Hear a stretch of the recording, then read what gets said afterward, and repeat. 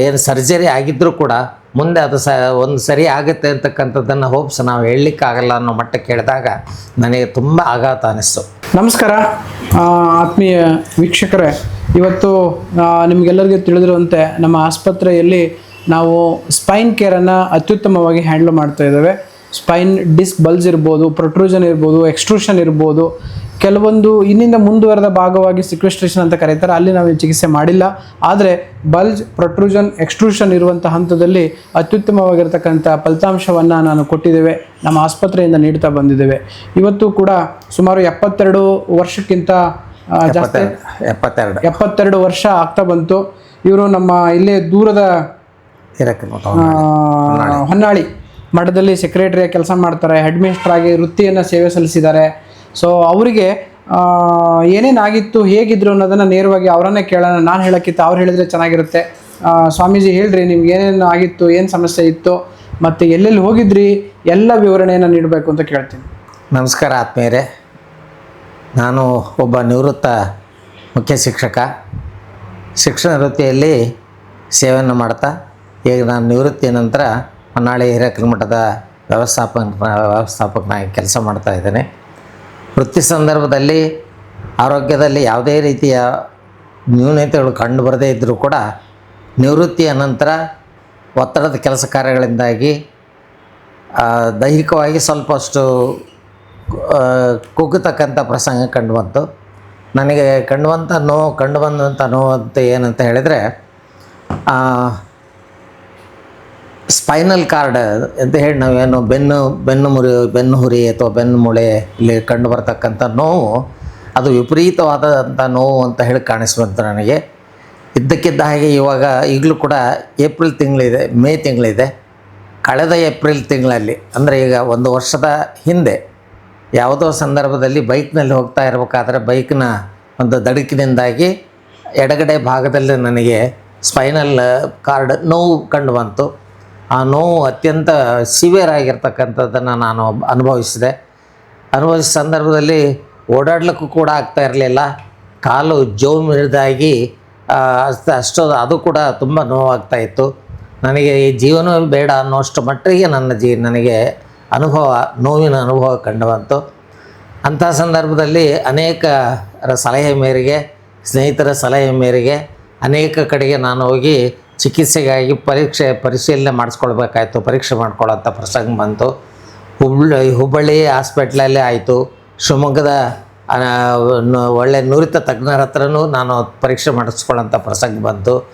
ಆಮೇಲೆ ಮಂಗಳೂರಿನ ಏಜ್ ಹಾಸ್ಪಿಟ್ಲಲ್ಲೂ ಕೂಡ ಪರೀಕ್ಷೆ ಮಾಡಿಸಿ ಅಲ್ಲಿ MRI ಸ್ಕ್ಯಾನ್ ಮಾಡೋವಂಥ ಪ್ರಸಂಗ ಮಾಡಿಸ್ಕೊಂಡಂಥ ಸಂದರ್ಭ ಕಂಡು ಬಂದಾಗ ಡಿಸ್ಕ್ ಪ್ರಾಬ್ಲಮ್ ಇದೆ, ಅದು ಆಪ್ರೇಷನ್ ಆಗಬೇಕು ಅಥವಾ ಸರ್ಜರಿ ಆಗಬೇಕು ಅನ್ನೋ ಮಾಹಿತಿಯನ್ನು ವೈದ್ಯರು ಕೊಟ್ಟಂಥ ಸಂದರ್ಭದಲ್ಲಿ ನನಗೆ ಅತ್ಯಂತ ತೀವ್ರವಾಗಿರ್ತಕ್ಕಂಥ ಆಘಾತ ಕಂಡು ಬಂತು ನನ್ನ ಮನಸ್ಸಿಗೆ.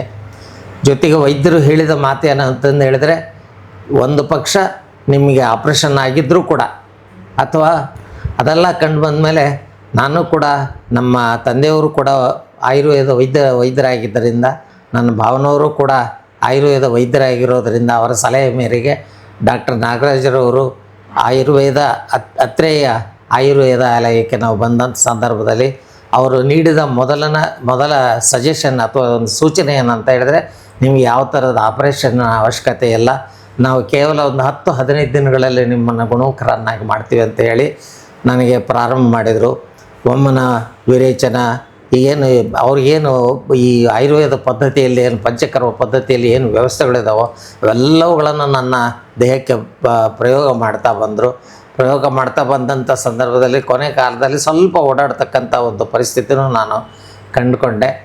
ಉತ್ತಮವಾಗಿರ್ತಕ್ಕಂಥ ಒಂದು ನನ್ನ ಅನುಭವ ಏನು ಅಂತ ಹೇಳಿದರೆ, ಯಾವ ವೈದ್ಯರು ನಿಮಗೆ ಗುಣಮುಖ ಆಗೋಲ್ಲ, ಇದು ಏನು ಆಪ್ರೇಷನ್ ಆಗಲೇಬೇಕು ಅಥವಾ ಸರ್ಜರಿ ಆಗಬೇಕು ಅಂತಕ್ಕಂಥ ಸಲಹೆಯನ್ನು ಕೊಟ್ಟರೋ, ಅದಕ್ಕಿಂತನೂ ನಮಗೆ ಸಿಕ್ಕಂಥ ಒಂದು ಭಾಳಷ್ಟು ಅನುಕೂಲ ಏನು ಅಂತಂದು ಹೇಳಿದರೆ, ಆಯುರ್ವೇದ ನಮ್ಮ ಜೀವನಕ್ಕೆ ಅತ್ಯಂತ ಉತ್ತಮವಾಗಿರ್ತಕ್ಕಂಥದ್ದು ಅನ್ನೋ ಮಾತನ್ನು ತಿಳಿಸ್ತಾ, ಅದರಲ್ಲೂ ಹೆಚ್ಚಾಗಿ ಡಾಕ್ಟರ್ ನಾಗರಾಜರವರು, ಶ್ರೀಯುತ ಡಾಕ್ಟರ್ ನಾಗರಾಜರವರು ನಮಗೆ ನೀಡಿದಂಥ ಒಂದು ಮನೋಸ್ಥೈರ್ಯ ಏನಿದೆ ಅದು ಭಾಳಷ್ಟು ಪರಿಣಾಮಕಾರಿ ಆಯಿತು.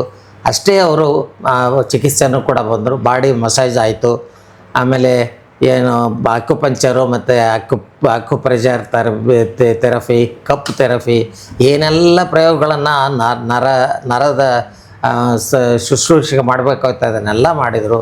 ಉತ್ತಮವಾಗಿ ಕಂಡು ಬಂದಿದೆ. ಇವತ್ತು ನಾನು ಸ್ವತಂತ್ರವಾಗಿ ಓಡಾಡಬಲ್ಲೆ. ನನ್ನ ಮಕ್ಕಳು, ನನ್ನ ಹೆಂಡತಿ ತುಂಬಷ್ಟು ಸಂತೋಷ ಪಡ್ತಾ ಇದ್ದಾರೆ. ಇವತ್ತು ನಾನು ಸುಖವಾಗಿದ್ದೇನೆ, ನೆಮ್ಮದಿಯಿಂದ ಇದ್ದೇನೆ ಅಂತ. ಎಷ್ಟು ದಿನ ಆಯ್ತು ಸರ್ ಈಗ ಟ್ರೀಟ್ಮೆಂಟ್ ಆಗಿ ಮಾರ್ಚ್ ಮುಗೀತು ಸರ್. ನನಗೆ ಮಾರ್ಚ್ ಮುಗೀತು. ಮಾರ್ಚ್ ಮುಗಿದ್ಮೇಲೆ ಈಗ ಏಪ್ರಿಲ್ ಮೇ 3 ತಿಂಗಳು 2 ತಿಂಗಳು ಟ್ರೀಟ್ಮೆಂಟ್ ಆಗಿ 3 ತಿಂಗಳ ನನಗೆ ಆಯಿತು. ಟ್ರೀಟ್ಮೆಂಟ್ ಆದ ನಂತರವೂ ಕೂಡ ನನಗೆ ಹೊಪ್ಸಿರಲಿಲ್ಲ. ಮತ್ತೆ ಪುನಃ ನೀವು ಹೇಳಿದಂಥ ಏನು ಕೆಲವೊಂದು ಎಕ್ಸಸೈಸ್ಗಳನ್ನು ಮಾಡಿರಿ ಅಂತ ಹೇಳಿ ನೀವು ಹೇಳಿದ್ರಿ, ಅದನ್ನು ನಾನು ಮಾಡ್ತಾ ಬಂದೆ. ಅತ್ಯಂತ ಈಗ ನನಗೆ ಯಾವುದೇ ಕಾಯಿಲೆ ಇಲ್ಲ, ಪ್ರಾಬ್ಲಮ್ ಇಲ್ಲ ಅನ್ನೋದನ್ನು ನಾನು ಕಂಡು ಬಂದಿದೆ. ಹೀಗಾಗಿ ಡಾಕ್ಟರ್ ನಾಗರಾಜ್ರವರಿಗೆ ಅಷ್ಟೇ ಯಾಕೆ, ಅವರ ಸಿಬ್ಬಂದಿ ವರ್ಗ ಏನಿದ್ದಾರೆ ಅವರೆಲ್ಲರಿಗೂ ನಾನು ಋಣಿಯಾಗಿದ್ದೇನೆ. ತುಂಬ ಧನ್ಯವಾದಗಳನ್ನು ಹೇಳಲಿಕ್ಕೆ ಇಷ್ಟಪಡ್ತಾ ಇದ್ದಾರೆ. Thank you sir, thank you so much for your kind words. So ನಿಮ್ಮ ಈ ಮಾತುಗಳು ನಮ್ಮ ಇನ್ನಷ್ಟು ಜವಾಬ್ದಾರಿಯನ್ನು ಹೆಚ್ಚಿಸ್ತದೆ, ಹಾಗೂ ಇನ್ನೂ ಹೆಚ್ಚಿನ ಧೈರ್ಯವನ್ನು ತಗೊಂಡು ಇನ್ನೂ ಹೆಚ್ಚು ಸಮಸ್ಯೆ ಇರೋರಿಗೆ ಒಳ್ಳೆ ರೀತಿಯಲ್ಲಿ ಸ್ಪಂದಿಸಿ ಚಿಕಿತ್ಸೆ ಮಾಡೋಕ್ಕೆ ಧೈರ್ಯ ಬರುತ್ತೆ. ಸೊ ನಿಮ್ಮ ಮಾತುಗಳೇ ನಮ್ಮ ಧೈರ್ಯ, ನಿಮ್ಮ ಮಾತುಗಳಿಗೆ ನಮಗೆ ಸ್ಥೈರ್ಯ, ನಿಮ್ಮ ಮಾತುಗಳೇ ನಮ್ಮ ಎಲ್ಲ ನಿಮ್ಮ ಅನಿಸಿಕೆಗೆ ನಾನು ಆಭಾರಿಯಾಗಿದ್ದೇನೆ. ಧನ್ಯವಾದಗಳು ಸರ್. ನಿಮ್ಮ ಆರೋಗ್ಯ ಹೀಗೆ ಇರಲಿ.